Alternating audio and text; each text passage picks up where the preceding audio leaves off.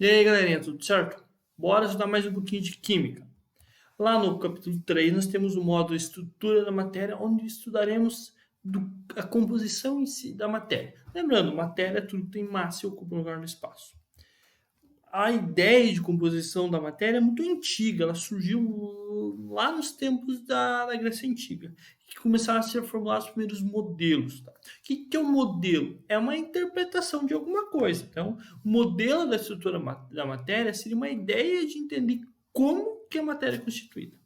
Nessa época, alguns gregos lá, basicamente o 500 anos antes de Cristo, 400 anos antes de Cristo, o Leucipo Demócrito, da Abdera, eles começaram a imaginar assim, o que a matéria essa aqui é composta?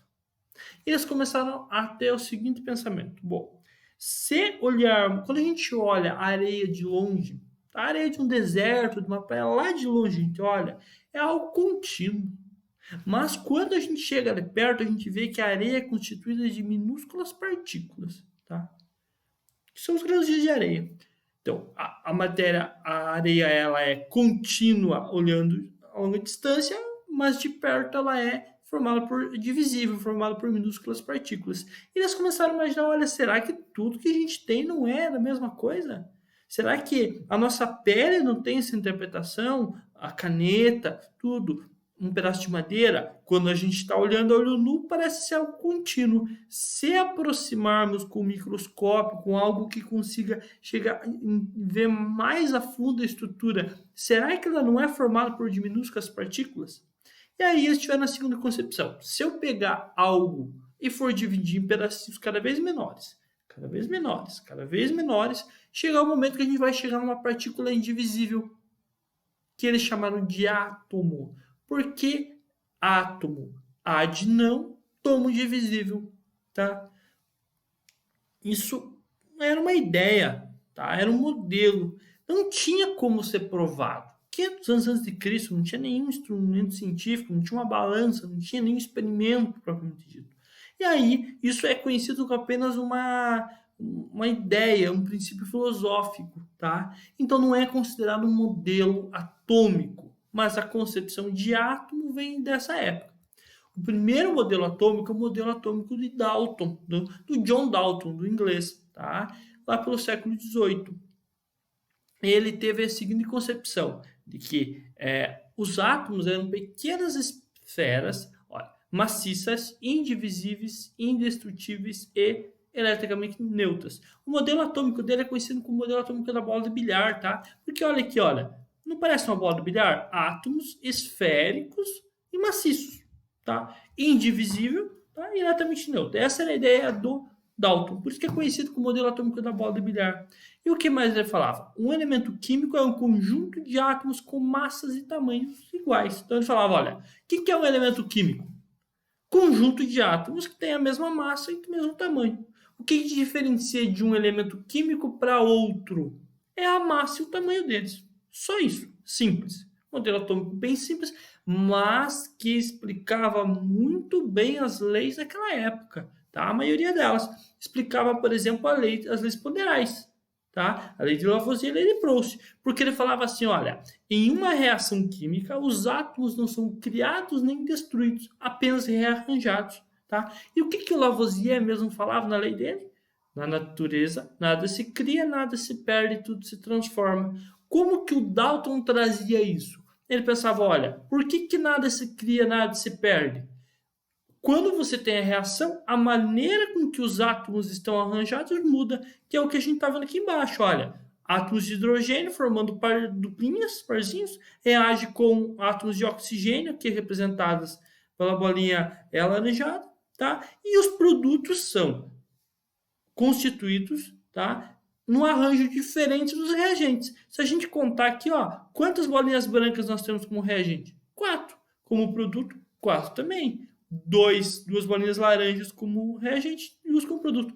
Os átomos se conservaram, então a massa se conservou. O que mudou? A forma como eles estão conectados. E explicava também a lei de Proust, por quê? O que o Proust falava? Que a proporção entre dois reagentes e produtos uma reação é constante. Por que é constante? Porque a proporção de átomos é igual. Quando eu dobro a massa de uma substância, numa reação química, eu dobro a quantidade de átomos. Tá? Por isso, mas a proporção vai continuar sendo a mesma. Tá? Então, ela explicava muito bem. Na época, lá eram conhecidos cerca de 50 elementos químicos, e aí um sueco chamado Berzelius, tá? Ele introduziu os símbolos dos elementos químicos para evitar alguns problemas, tá? Essa época ainda tinha uma grande influência da alquimia. Além disso, cada cientista dava uma nomenclatura diferente, representava diferente. E isso dava problema, tá? Por exemplo, aqui, ó, símbolo do ouro, símbolo entre os alquimistas era o quê? Uma bolinha com um ponto preenchido no meio. Já o Dalton chamava o ouro, que em inglês é gold, era uma bolinha com G no meio, porque o G era a primeira letra, tá?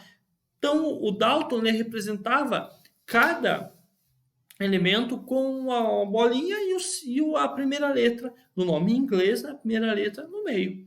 Já cada símbolo alquimista tinha um significado bem místico. Isso era um problema, porque o Dalton era inglês, mas tinha cientista que era espanhol, que era francês, os franceses muito importantes, tinha os italianos, grande importante, tinha os de origem alemã, germânica, também que eram muito importantes. E aí isso dava um problema. O Berzelius veio e organizou. O que ele falou? Bom, para não dar confusão, para ficar mais claro, vamos organizar com símbolo. Só que o símbolo vai ser as iniciais, tá? Do nome em latim, que aí não beneficia ninguém, tá? Que a língua da ciência não vai beneficiar nem os ingleses, nem os franceses, nem os alemães, e assim, nem os ingleses. Aí ele começou a dar um nome, por exemplo, o ouro. Qual que é o nome do ouro em latim? Aurum. Então o símbolo vai ser AU. Da prata, argento, AG. Ferro, Fe. Cobre, cupro, Cu. Maioria dos elementos, o nome em latim é similar ao nome em português, tá? Porque o português é uma língua de origem latina. Então, por isso que ferrum, em português é ferro, e o símbolo é Fe. Se olha o Fe, opa, peraí, é ferro. Alguns nomes dá confusão. Fora esses que a gente falou ali, um que também muda um pouco. Sódio é Na, porque em latim sódio é nátrium. Enxofre é S. Veja bem, S por quê? Porque em latim é sulfuro. Alguns elementos são em uma letra, porque a ideia inicial do Berzelius era só a primeira letra. Quando começou a repetir, ele começou a colocar a segunda letra. Por exemplo, com C tem um monte de elemento começado com C. O primeiro deles é carbono, C. Porque lá no latim é carbono, então representado por C. Mas depois veio o cálcio, veio o cobre, veio o cádmio e vieram outros elementos. Aí teve que adicionar a segunda letra. Beleza, pessoal? Tranquilo, modelo atômico de Dalton, bolinha de bilhar. Átomo, uma esfera maciça, indivisível, indestrutível e neutra. Só que aí tinham que começar a perceber uma coisa. O modelo atômico de Dalton não explicava a natureza elétrica da matéria. Se você nunca fez esse experimento, faça. Pega uma caneta, tá? Pegue papeizinhos, rasgue em pedacinhos bem pequenos e coloque em cima da mesa. Pega a caneta, esfregue no cabelo e coloque perto dos papeizinhos. Você vai perceber o que a gente está vendo na imagem aqui, ó, tá? Que é o quê? Os papeizinhos são atraídos pela caneta, porque a caneta foi magnetizada. E a magnetização é devido ao fenômeno elétrico da matéria. E o modelo de Dalton não explicava a natureza elétrica da matéria. Esse fenômeno é conhecido há milhares de anos.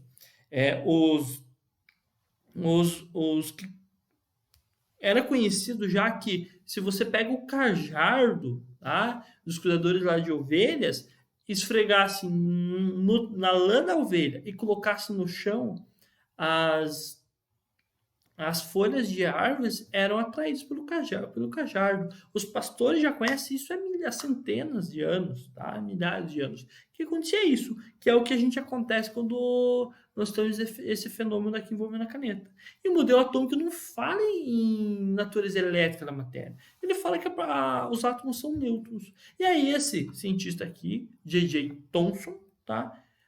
propôs um novo, fez baseado nesse experimento que a gente vai descrever aqui, ele propôs um novo modelo atômico. Esse experimento aqui é chamado de ampola de Crookes, tá? O que acontece? Aqui dentro tem um gás de baixa pressão. Aqui nós temos um cátodo, tá? Polo negativo. Aqui embaixo nós temos um ânodo, tá? E duas placas carregadas, uma de carga negativa e outra de carga positiva.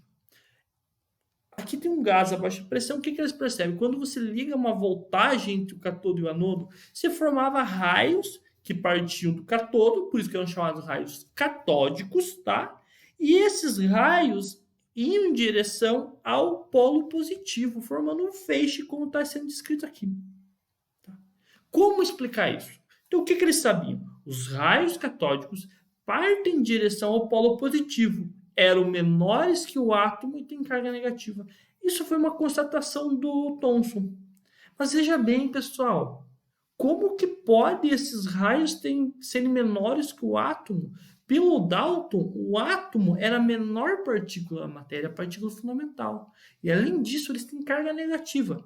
Como que ele chegou a esses dados? Bom, por ser menor que o átomo, é uma determinação física, usando algumas constantes, ele conseguiu achar uma massa aproximada para o átomo. A carga negativa é bem simples. Olha, se esse é o polo positivo, ele vai atrair carga negativa. E aí eles sabiam notaram que existia a questão dessas partículas de carga negativa. Tá? E aí, então, ele propôs o modelo atômico de pudim de passas, tá? Que a representação é essa. O átomo são formados por uma pasta positiva com os elétrons de carga negativa incrustados. Então, olha, você tem uma pasta positiva e os elétrons incrustados. Isso já resolve a questão das cargas. Tá? Você já consegue ter ideia da carga elétrica da matéria. A matéria é formada por carga elétrica, só que a quantidade de cargas positivas e negativas estão em igual número. Então, a matéria acaba sendo neutra. Tá? Esse é o modelo atômico chamado de pudim de passas. Vocês já viram pudim de passas antes? Não, mas eu prefiro chamar de panetone, tá? Vamos pensar o que é um panetone. Você tem lá a massa e tem as frutinhas incrustadas.